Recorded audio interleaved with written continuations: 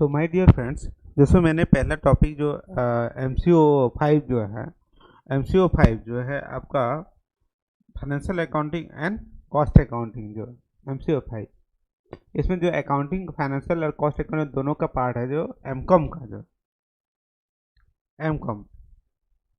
आप इग्नो से अगर एमकॉम करते हैं तो there is paper called MCO 5। MCO 5 का जो है एमकॉम का जो है आज तो यूनिट 3 पढ़ने वाले हैं। तो बहुत इजी है, एक से मिनिमम आपको 20 से 30 मिनट लगेगा। हम लोग थ्रोली इसको देखेंगे। और प्लीज़ मेरा ये जो चैनल को लाइक करिए, सब्सक्राइब करिए और अपना फ्रेंड्स को आप शेयर कीजिए ताकि ये लोग इसका बेनिफिट उठा पाएँ, लाभ उठा पाएँ।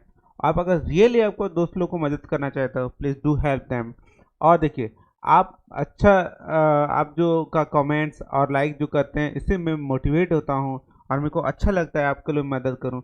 तो ये जो वीडियो मैं आपको फ्री लिए बना रहा हूँ और आपको जो के लिए लॉकडाउन समय में आपको मदद हो पाए and you can know so many thing. So ये जो है वीडियो शुरू से एंड तक जरूर देखिए। सो आज का टॉपिक जो है फाइनेंशियल सिस्टम। सो हम लोग देखेंगे nature of financial statement, then content of financial statement. Financial statement में क्या क्या होता है, जैसे हो गया monetary account, trading account, profit loss account and profit loss appropriation and balance sheet. ये जो होता है these are the content of financial statement. और अदर होते हैं कैश फ्लो स्टेटमेंट वगैरह होता है, तो इसमें तो है नहीं, तो leave that. Then concept of capital and revenue. Revenue का मतलब क्या होता है, capital revenue expenditure, capital expenditure क्या होता है, रेवेन्यू आइटम कैपिटल आइटम का मतलब क्या होता है। देन रेवेन्यू रिकॉग्निशन क्या होता है, what is revenue recognition. Then what is cost of goods sold. Then format of financial statement, conventional method and then vertical method जो है। देन कॉर्पोरेट फाइनेंशियल स्टेटमेंट, ये जो है हम लोग पढ़ेंगे। And schedule BI companies act में जो क्या है प्रिपरेशन ऑफ फाइनेंशियल स्टेटमेंट, इसको देखेंगे, हम लोग पढ़ेंगे। सो नेक्स्ट जो है टॉपिक ये है introduction. So financial accounting involve collection of recording, classifying and summarising of transaction. So main जो है आपका collection of recording. Financial accounting क्या होता है, this is collection of means collection of recording, classifying and summarizing of any financial transaction, that is called accounting. So main purpose क्या accounting का, to know the profit loss of particular concern or financial position of particular date. So nature of financial statement. So क्या क्या nature है, financial statement are prepared for all form of business organization। एक profit making company हो या non profit making company हो, दोनों के लिए जो है फाइनेंशियल स्टेटमेंट बनाते हैं, because they want to know how much income they have earn and how much expenditure they have incurred. कितना पैसा कमाए और कितना खर्चा किए, for that they are preparing financial statement. And in case of partnership concern और maintain the financial statement is not mandatory, means in case of company it is required as per the companies act. Those companies which are registered under Companies Act 2013 और earlier 1956 में है, उसको books of account maintain करना mandatory है। But in case of partnership concern it is not required और not mandatory that they have to maintain the books of accounts. ठीक है। Then objective of financial statement. So what is the basic objective of financial statement. So make rational investment or credit similar other financial decision, means it help for the management to take the decision making, means whether it may be rational or irrational, means any decision making or investment decision making business it required to have the financial data for analysis purpose। देखिए हर एक transaction जब तक company का जो है business transaction में recording करेगा तो ठीक है, बट अगर वो डिसीजन लेने के लिए क्या चाहिए, उसको एक पर्टिकुलर जो है ये उसको इंफॉर्मेशन चाहिए।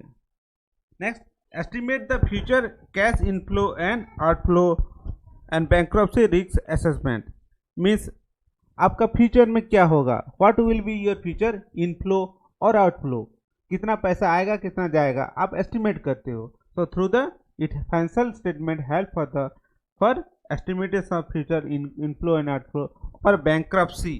बैंक्रप्सी मतलब क्या हुआ कि your asset is less than your liability, means bankrupt. Individual में भी बैंक्रप्ट और कंपनी में भी इंसॉल्वेंट। आप जब आईबीसी पढ़ोगे, अब सीए कॉस्टिंग सीएस पढ़ोगे तो उसमें आईबीसी जो इंसॉल्वेंसी बैंक्रप्सी कोड है, आईबीसी कोड है, आईबीसी कोड, उसमें जाओगे।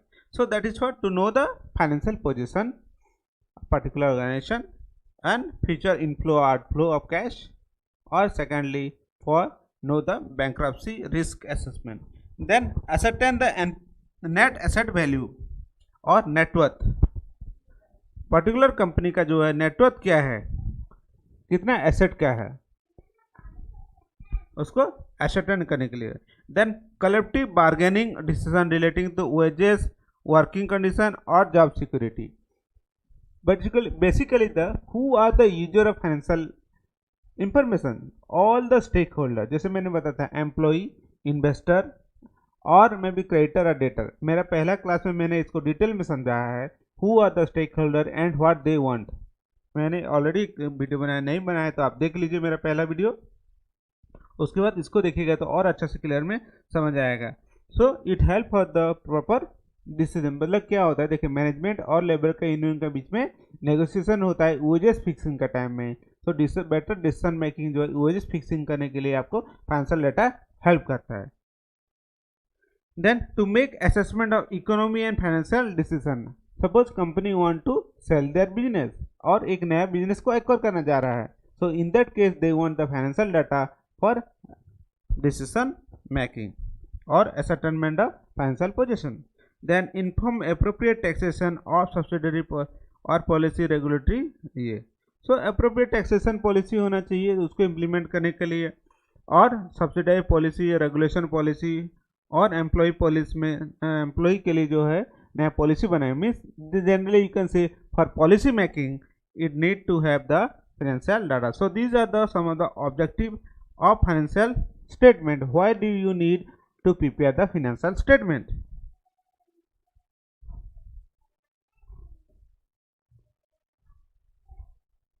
Then concept of financial statement. तो नेक्स्ट हो गया हम लोग कॉन्सेप्ट ऑफ फाइनेंशियल स्टेटमेंट। क्या है फाइनेंशियल स्टेटमेंट का कॉन्सेप्ट? तो पहले हो गया manufacturing account. So manufacturing account क्या है? Generally it is a statement of activity manufacturing और production of goods of which involve purchase of raw material and incurred of other manufacturing expenses. Prepare the manufacturing account on cost of the raw material. Means एक particular raw material जो है कितना खर्चा किए for purchase of raw material, manufacturing account हम लोग बनाता है। So cost of the goods sold in the charge to the trading account. Means conversion of raw material into finish good. Means raw material से finish good बनाने में जो भी खर्चा होता है उसको मैन्युफैक्चरिंग अकाउंट में हम लोग लिखते हैं। So cost of goods produce means raw material consumed plus conversion cost. Means raw material कितना लगा। सपोज आप पेन बनाने जा रहे हो, so what is the raw material? Plastic and other manufacturing expenses आप खर्चा करते हो। Then you know what is the cost of the goods produce. So material, labour, जो आदमी उसमें एंगेज होते हैं उसको बोलते हैं labour. For that labour are engage for particularly conversion of raw material into finished good। Then point to be noted regarding the manufacturing account। क्या क्या पॉइंट मैन्युफैक्चरिंग अकाउंट में आप लेते हैं? So that is called point to be considered in manufacturing account। Working progress। What is working progress? Working means semi finished good or it is neither raw material nor the finished good, that is semi finished good or work in progress। जो machine में रहता है जो that is work in progress। It refers to the value of incomplete or semi finished good which are included in the cost of raw material or proportionate of wages or direct expenses incurred for till semi finished good। ठीक है। So opening and closing balance shown in the debit और credit side respectively.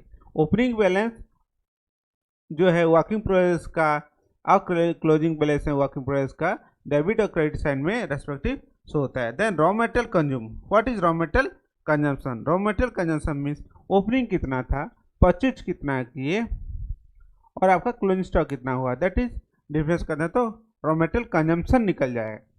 Consumption, how much material raw material consume means क्या होगा, opening stock कितना था, आपने raw material कितना purchase किया, ठीक है। अगर क्लोजिंग स्टॉक आपका दिया है माइनस कर देंगे तो आपको मिल जाएगा material consumption. So raw material consumption show the cost of the material use for production of the process, means how much cost you have incurred so produce a particular product, that is called cost of the material. Then direct expenses होगा, maybe direct expenses are which are incurred either to produce or purchase of raw material or conversion of the finished good. Then factory expenses मतलब हो गया जो भी direct factory का, factory lighting, heating और grease, mobile, जो factory में expenses होता है उसको बोलते हैं फैक्ट्री एक्सपेंसेस और इनडायरेक्ट एक्सपेंसेस। जैसे कॉटन वेस्ट हैं, लुब्रिकेंट्स, मशीन और वर्कमैन सैलरी और सैलरी में फैक्ट्री में जो भी rent, rate, taxes, bill, factory building, insurance जो किए, all the expenses are known as factory. And scrap मतलब हो गया रेसिडुअल वैल्यू। एक मशीन का कॉस्ट 1 लाख था, अब जब वो टाइम उसका मैंने ख़त्म हो गया, मीन्स उसका 5 साल लाइफ था, 5 लाख का वैल्यू था, लास्ट में आप उसको जब बेचेंगे स्क्रैप वैल्यू में लोहा का जो दाम में होता है मे बी 2000, 10,000, 5,000 रुपया, so that is called residual value और scrap value. So it denote the material residual coming और certain type of process means sold of scrap value credited to the manufacturing. जो स्क्रैप होता है वो credit होता है manufacturing account का। Then cost of production, cost of production मतलब हो गया रॉ मटेरियल है प्लस आपका डायरेक्ट एक्सपेंसेस हो गया और अदर एक्सपेंस फैक्ट्री ओवरहेड को ऐड कर देंगे, so that is cost of production. So manufacturing account is ascertain the cost of the goods manufactured during the particular period. Then trading account, what is the trading account? Then trading account, so trading account is prepared to know the result of the trading operation, means आप particular period में कितना trading किए, कितना बेचे और कितना खर्चा हुआ, that is trading account. In show the profit, gross profit and gross loss, buying and selling of the goods which particular business, gross profit और gross loss means cost of goods sold means opening stock plus purchase less return जो हो गया plus direct expenses less closing stock कर देंगे तो आपको it will be neutral. The trading account show the result of trading operation under the normal condition, means normal loss items such as stock और ये other accident वगैरह जो होता है इसमें कंसिडर होता है। डेबिट साइड क्या रहता है ट्रेडिंग अकाउंट में? Opening stock, then purchase and direct expenses जैसे होगा कैरेज इनवर्ड और फ्रेट, ट्रांजिट, ये सब जो है खर्चा होगा, पैकिंग, इंपोर्टेड, कस्टम ड्यूटी, ये जितना भी है ये एक्सेस को डेबिट करते हैं, हो गया trading account. And however the manufacturing in addition to the wages, salary, factory, heating, lighting, insurance, ये सब हो गया डेबिट हो जाएगा।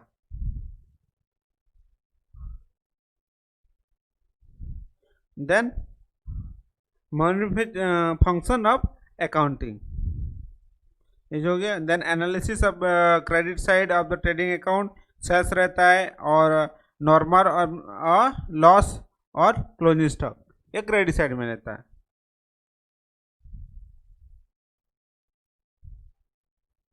और ये हो गया stock, raw material, working price, ठीक है। हम लोग अभी जो देखेंगे प्रॉफिट लॉस अकाउंट में क्या रहता है, टोटल कितना क्रेडिट है और कितना क्रेडिट साइड में जो है इनकम रहेगा प्रॉफिट लॉस में, और डेबिट साइड में जितना खर्चा रहेगा। सो इनकम में क्या आता है जनरली, अच्छा खर्चा में क्या आता है, सैलरी दिए, ब्रोकर जैसे कमीशन दिए, या ट्रेड एक्सपेंसेस जैसे आपका प्रिंटिंग, स्टेशनरी वगैरह हो गया, एडवर्टाइजमेंट किए, या कस्टमर को डिस्काउंट दिए, ड्यूटी। सो ये सब क्या होगा, एक्सपेंसेस को आप क्या करें, डेबिट साइड करें, रॉयल्टी पेमेंट करेंगे और कोई भी एक्सपेंसेस करते हैं। और क्रेडिट साइड में जो होता है जनरली इनकम को शो होता है। एप्रोप्रिएशन में transfer of general reserve means profit loss बनने के बाद हम लोग एप्रोप्रिएशन करते हैं, मीन्स प्रॉफिट का कुछ पोर्शन हम लोग जो है ट्रांसफर करते हैं जनरल रिजर्व को और सम कैपिटल रिजर्व को, और डिविडेंड पेड करते हैं। और प्रोपोज डिविडेंड के लिए हम लोग डिविडेंड देने के पहले हम लोग डिसीजन लेते हैं और बोनस इशू करते हैं, तब हम लोग को जो है एप्रोप्रिएशन अकाउंट बनाया जाता है। द बैलेंस शीट क्या है, balance sheet is a particular statement prepared for particular date, how much asset and how much the liability। so generally क्या रहता है बैलेंस शीट में, एक एसेट साइड एंड एक लाइबिलिटी साइड। सो एसेट साइड में क्या रहता है जनरली, ऑल आपका एसेट, फिक्स एसेट कितना है, करंट एसेट कितना है, करंट और आपका स्टॉक कितना है, डेटर्स कितना हुआ, all these are called asset. जैसे फिक्स एसेट, जैसे फिक्स एसेट में क्या हुआ, furniture, fixtures, plant machinery, land building, ये हो गया फिक्स एसेट। और इंटेंजिबल मतलब गुडविल हो गया, पेटेंट, कॉपीराइट, इसको बोलते हैं intangible asset. Then current asset जैसे हो गया डेटर्स। देन लिक्विड एसेट और fictitious asset.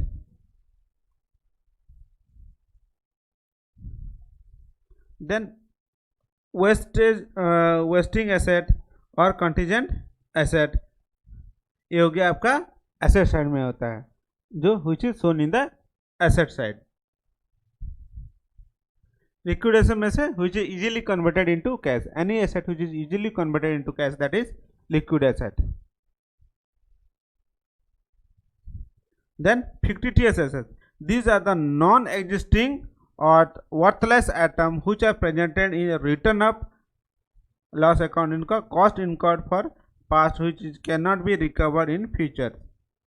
For example, such assets are preliminary expenses or promotion or advertisement expenses, means any preliminary expenses before incorporation of the company, हम लोग जो भी expenses करते हैं उसको preliminary expenses बोलते हैं, और fictitious asset उसको बोला जाता है। Vesting asset means which is a limited useful life, nature of जो एसेट का बहुत कम समय का लाइफ रहता है उसको बोलते हैं wasting asset, such as like coal, minerals और deposits. Then contingent asset means suppose एक केस है, केस आपकी हो और उसमें आप जीत सकते हो, हार सकते हो, सो दैट में be asset, that is contingent asset means uncertain.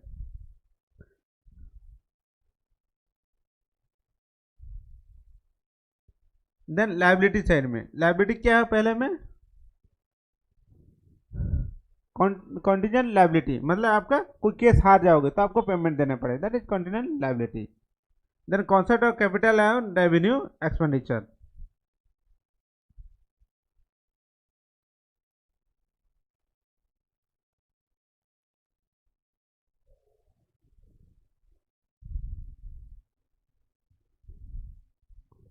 अच्छा, ये हो गया आपका एसेट में। लाइबिलिटी साइड में क्या हुआ, कैपिटल, ओनर जो पैसा इन्वेस्ट करता है दैट इज कॉल्ड कैपिटल। और क्रेडिटर्स जो सामान उधार से खरीद देता है आपको पेमेंट देना है, that is your creditor. Outstanding जो है आपका सैलरी वजह से रेंट है वो आपका दिस आर द लाइबिलिटी, ठीक है। सो लाइबिलिटी साइड में ये सब रहेगा। देन करंट लाइबिलिटी हो सकता है, कॉन्टीजेंट लाइबिलिटी हो सकता है। अच्छा, नेक्स्ट हो गया capital and revenue expenditure. Capital expenditure क्या होता है जनरली, देखिए एक टाइम कंपनी एसेट में इन्वेस्ट करता है and benefit they are getting longer of time, period of time. जैसे हो गया एक फर्नीचर खरीदा, तो कंपनी एक बार खरीदा बट बार बार खरीदता है क्या, नहीं, ये 2 साल 4 साल 5 साल 10 साल तक उसका बेनिफिट यूज करता है, that is called capital asset.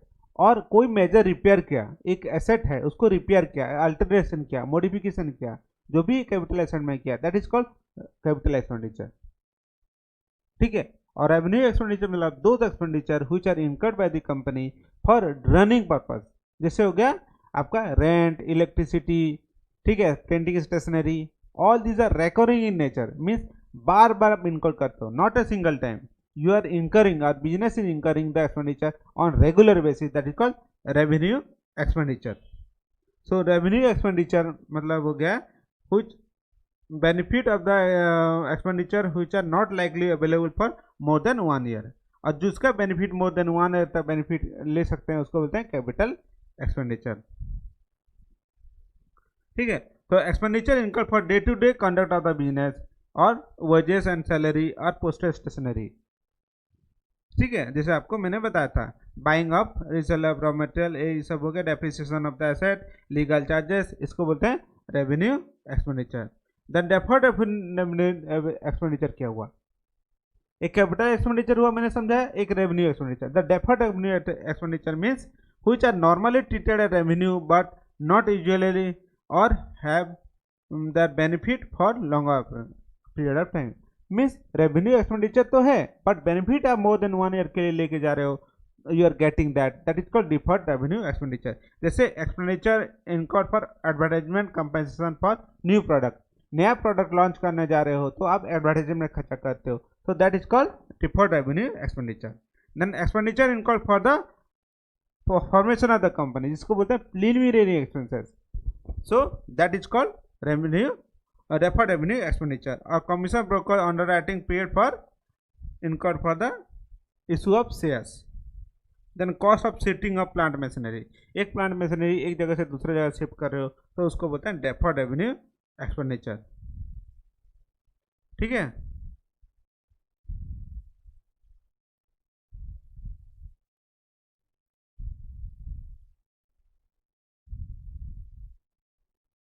तो देखिए एक फॉर्मेट है मैन्युफैक्चरिंग एक्सपेंसेस का.